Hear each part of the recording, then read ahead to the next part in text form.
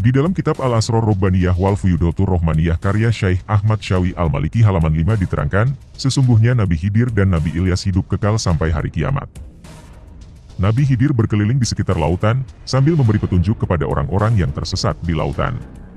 Sedangkan, Nabi Ilyas berkeliling di sekitar gunung-gunung sambil memberi petunjuk kepada orang-orang yang tersesat di gunung-gunung. Inilah kebiasaan mereka di waktu siang hari. Sedangkan di waktu malam hari, mereka berkumpul di Bukit Ya'juj wa Ma'juj sambil mereka menjaganya. Dan diriwayatkan dari Ibnu Abbas, bahwa Nabi Khidir dan Nabi Ilyas berjumpa pada tiap-tiap tahun di Mina Saudi Arabia. Mereka saling mencukur rambutnya secara bergantian. Kemudian mereka berpisah, dengan mengucapkan kalimat ini. Maka barang siapa mengucapkan kalimat-kalimat ini pada waktu pagi dan sore hari, maka ia akan aman dari tenggelam, kebakaran, pencurian, syaitan, ular, dan kalajengking. Dan telah dikeluarkan oleh Ibnu Asakir, bahwa sesungguhnya Nabi Khidir dan Nabi Ilyas itu berpuasa Ramadan di Baitul Maqdis, dan mereka melakukan ibadah haji pada tiap-tiap tahun. Mereka minum air Zam-Zam dengan sekali tegukan, yang mencukupkan mereka seperti minuman dari Kabil. Hadits Ad-Daruqutni riwayat dari Ibnu Abbas, Nabi Khidir dan Nabi Ilyas bertemu setiap tahun saat musim haji, dan mereka berdua saling mencukur kepala satu sama yang lain. Ibnu Hajar mengatakan sanadnya lemah. Sementara riwayat Ahmad dalam Az-Zuhud dan At-Tabarani dengan penambahan, mereka berdua berpuasa Ramadan di Baitul Maqdis, Ibnu Hajar mengatakan sanadnya hasan. Semoga umat tidak bingung. Dalam Musnad Abu Usamah diterangkan, Nabi Khidir di samudra dan Nabi Ilyas di daratan, mereka bertemu tiap malam di samping tembok yang dibuat Zulkarnain. Al-Hafiz Al-Munawi dalam Faid Al-Qadir mengatakan, bahwa hadits tentang ini doif. Akan tetapi menjadi hasan, karena banyaknya riwayat dengan lafaz yang berbeda-beda, termasuk dalam Al-Mustadrak. Kesimpulannya, hadits-hadits tersebut adalah hasan atau syohih, bukan lagi doif. Semoga umat sedikit tercerahkan. Syekh Yusuf An-Nabhani mengatakan, keterangan bahwa Nabi Khidir masih hidup, adalah sudah menjadi ketetapan para wali dan didukung oleh para ahli fikih, ahli usyul, dan hampir mayoritas ahli hadits, begitulah yang dikatakan oleh Syekh Abu Amr bin Ashalah yang dinukil oleh An-Nawawi dan menyetujuinya. Beliau menambahkan, sejumlah masyayikh besar bahkan tak terhitung jumlahnya, ada yang pernah berkumpul satu majelis dengan Nabi Khidir. Izzuddin bin Abdissalam, saat ditanya apakah Nabi Khidir masih hidup, beliau mengatakan, demi Allah, 70 para siddiqin mengabarkan, bahwa mereka melihat Nabi Khidir dengan mata kepala mereka. Masih kata Yusuf An-Nabhani, demi Allah, telah mengabarkan kepadaku tidak hanya satu waliullah, bahwa mereka pernah berkumpul dengan Nabi Khidir.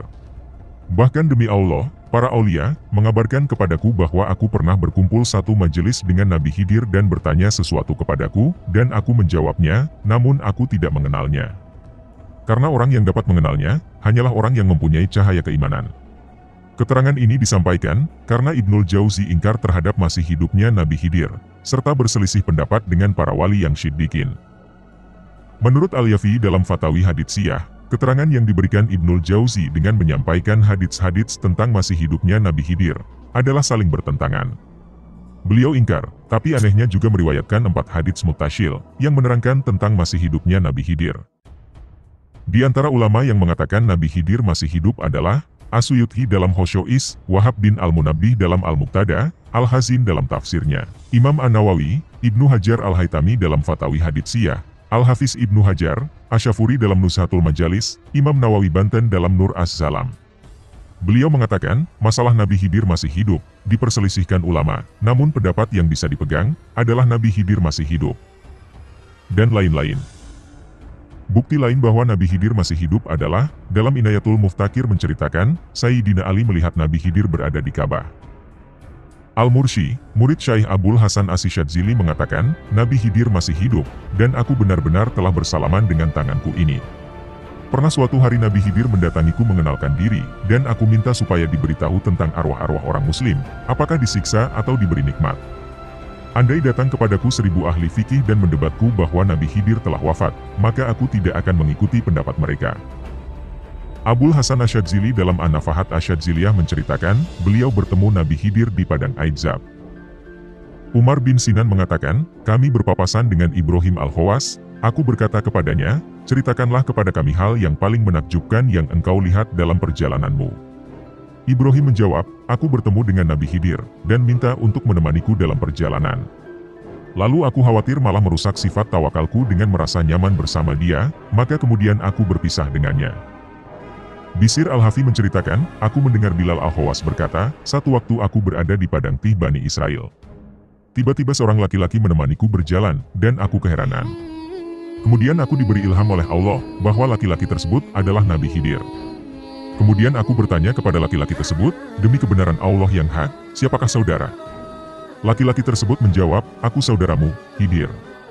Lalu aku katakan, aku bermaksud bertanya kepadamu. Bertanyalah, jawab Khidir.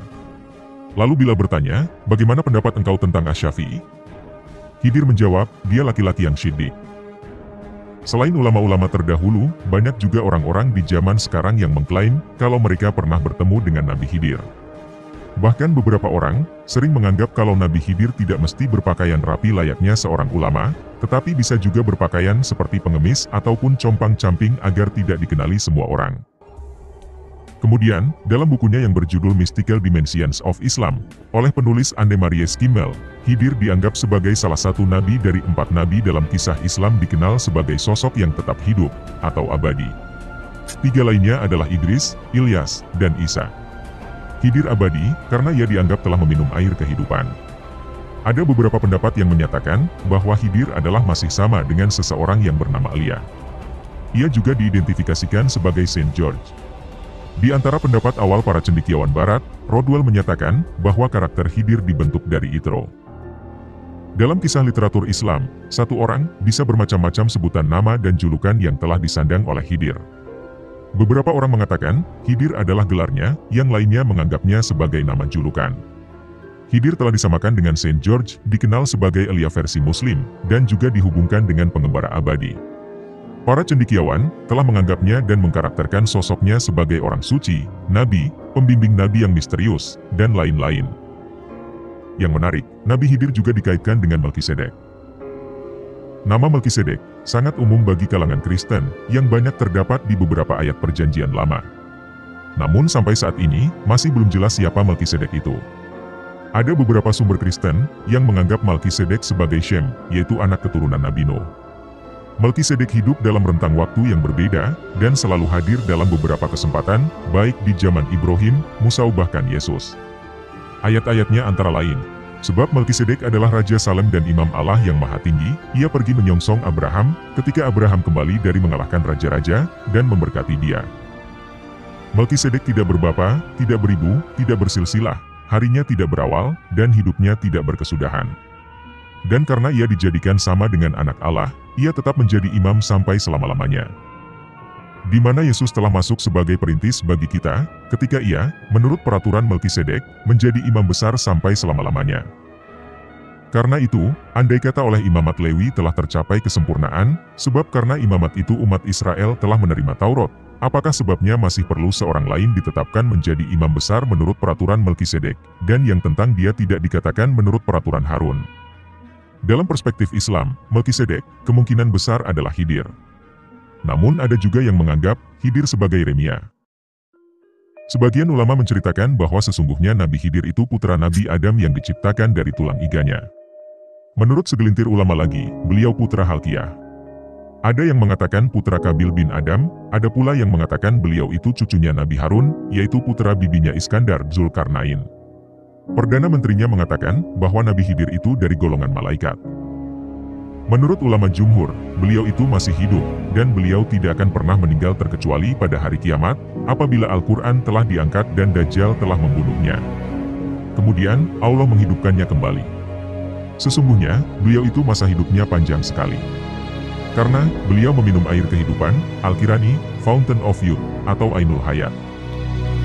Dalam sebuah kisah yang diriwayatkan oleh Aks-Salabi dari Imam Ali, diceritakan bahwa Zulkarnain merupakan raja yang disegani dan ditakuti orang di seluruh dunia pada zamannya. Namun demikian, ia adalah raja yang sangat taat kepada Tuhan, sehingga selalu didampingi oleh seorang malaikat yang bernama Rofail. Suatu ketika, dia mengutarakan keinginannya kepada Rofail untuk mencari tahu apakah manusia itu bisa abadi. Zulkarnain ingin umurnya dipanjangkan hingga kiamat. Niatnya, seumur hidup akan digunakan untuk beribadah. Malaikat Rofail pun lantas menunjukkan bahwa sebenarnya Tuhan menciptakan air di bumi yang bernama Ainul Hayat, artinya sumber air hidup. Ia lalu mengumpulkan seluruh pasukan terbaiknya untuk mencari tahu keberadaan air tersebut. Raja dan rombongan akhirnya mencari tempat tersebut dalam kurun 12 tahun perjalanan. Akhirnya, mereka berhasil menemukan tempat terbitnya matahari. Tempatnya digambarkan adalah sebuah tempat yang gelap, namun gelapnya bukanlah seperti di waktu malam hari, melainkan gelap karena ada pancaran seperti asap.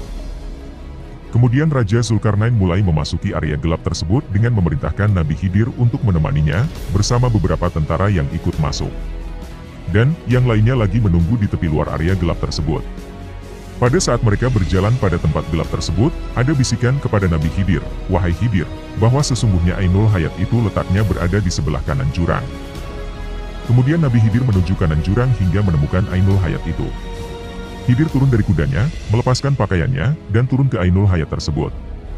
Khidir mandi, dan meminum air sumber hidup tersebut. Katanya, dia merasakan bahwa airnya lebih manis daripada madu. Sesudah mandi dan minum air tersebut, beliau keluar dari tempat itu kemudian menemui Raja Iskandar. Raja tidak mengetahui apa yang telah terjadi atas diri Nabi Khidir. Beberapa sumber mengatakan, ketika Khidir datang bersama Zulkarnain ke mata air tersebut, ternyata sudah tidak ada.